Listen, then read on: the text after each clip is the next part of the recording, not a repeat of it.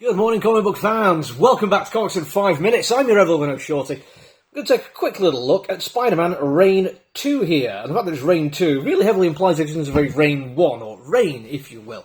And I'm fairly certain it exists because there's a little blurb at the beginning telling me what happened in it. And I'm glad it did, because I'd never read it. I wasn't even vaguely aware of it until I knew there was a sequel. I know people did talk about it quite a lot, apparently did some interesting things, but I'm not a big enough Spider-Man fan to really engage with everything that came out. I do like the fact that it seems to be self-contained. It looked like it's kind of a what-if, Elseworld-esque kind of story, and those are the kind of things which I'm more likely to read, but it just passed me by for whatever reason. And the only reason I bring this up is because I do like the idea of reviewing things which are good jumping on points, where you don't need to have read an awful lot of stuff before. It's why I always review either one-shot or issue ones. In this situation, as somebody who had no idea what's going on, had nothing but the blurb at the start of the book, which is at best a couple of paragraphs, I still managed to pick this comic book and go for it straight away. And it really helped by the fact that the artistic choices were spectacular. Because I'm going to show you the first couple of pages now, just very quickly. You don't need to know the details of what's going on there, but that layout just made me feel that's claustrophobic. Straight away, there's something about that long, narrow, across the page panel which just really, it hit me. Like, it gave me a sensation.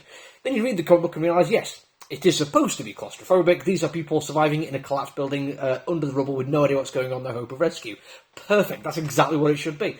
And the more I was reading, the more I realised not only is it very good at what it's doing, it also does an awful lot of stuff which I complained in my previous review that the Wolverine comic book didn't.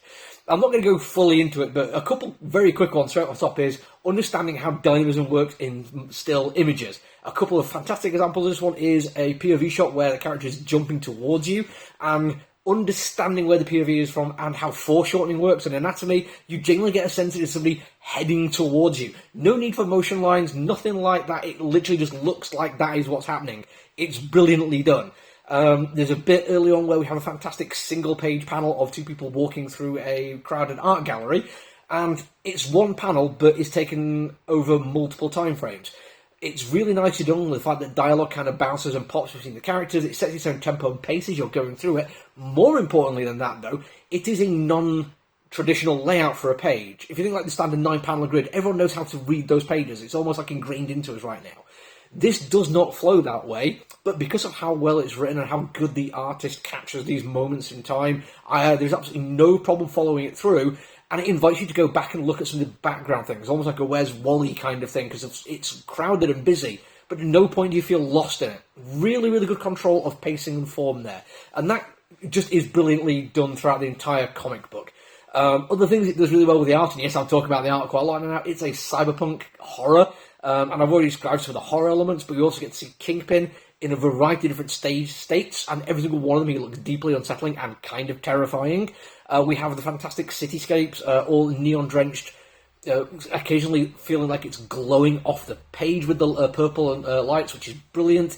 But also, like all good cyberpunk should do, it only has these bright glowing lights to highlight how deep the shadows are. It is a horror comic book first and foremost, I think. The cyberpunk-esque element to it works really effectively to lean into that and accentuate it a bit more, should I say.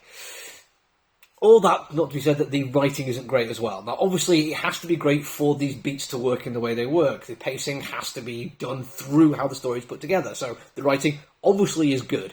Not just that, though, but early on we get a fantastic conversation between Peter and MJ, which shows their relationship really effectively.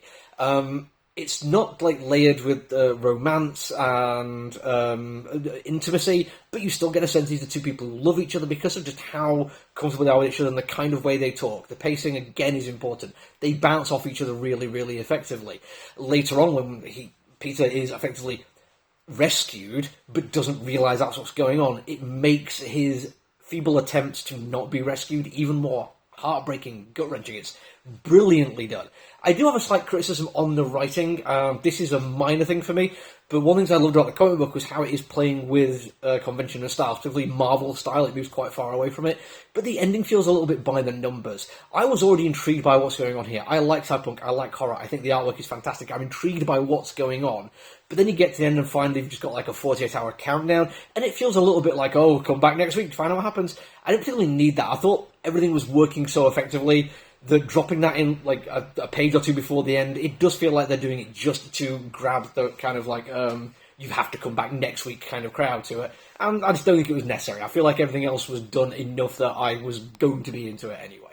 I still really love it, and if you're lucky enough to find a copy in your shop, I would recommend picking this one up. I have absolutely loved it. That's it for me for now. I've still got more Wolverine to review, so make sure you do the social media thing, and I'll see you when I see you. Look after yourself, everyone. Stay safe. Bye.